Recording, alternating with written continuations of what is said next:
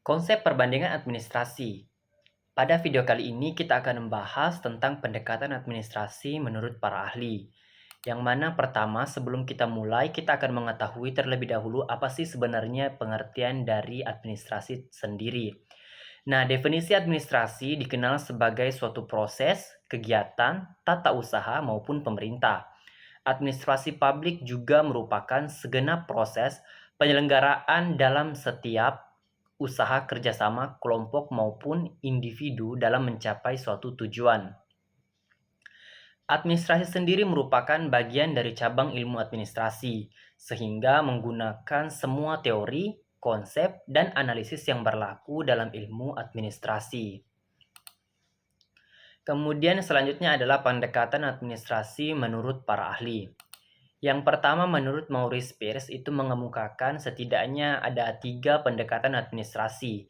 Yang pertama melalui pendekatan matematik, yang kedua pendekatan sumber daya manusia, dan yang ketiga melalui pendekatan sumber daya umum. Kemudian Prestus mengemukakan ada 4 pendekatan administrasi. Yang pertama adalah pendekatan institusional, yang kedua pendekatan struktural, yang ketiga pendekatan perilaku, dan yang keempat adalah pendekatan pasca perilaku. Kalau menurut Thomas J. Davy itu mengemukakan ada 4 pendekatan administrasi. Yang pertama pendekatan manajerial, yang kedua pendekatan psikologis, yang ketiga pendekatan politis, dan yang terakhir adalah pendekatan sosiologis.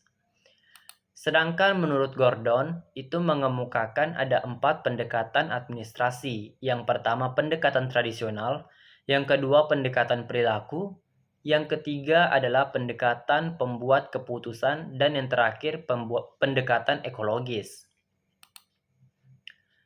Menurut Sharma, pendekatan administrasi setidaknya ada 6.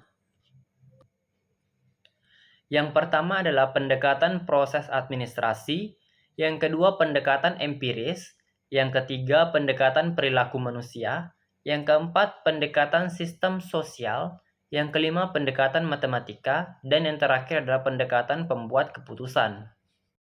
Selanjutnya administrasi publik. Nah, studi administrasi publik yang menekankan aspek tradisional itu dipengaruhi oleh 3 hal. Yang pertama adalah ilmu politik, yang kedua pandangan rasional mengenai administrasi, dan yang ketiga adalah gerakan manajemen ilmiah.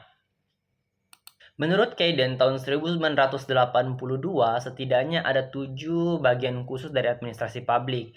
Yang pertama adalah kehadirannya tidak bisa dihindari, yang kedua mengharapkan kepatuhan, yang ketiga mempunyai prioritas, yang keempat mempunyai kekecualian, yang kelima manajemen puncaknya adalah politik. Yang keenam, penampilannya sulit diukur, dan yang terakhir adalah lebih banyak harapan diletakkan di atas pundak administrasi publik.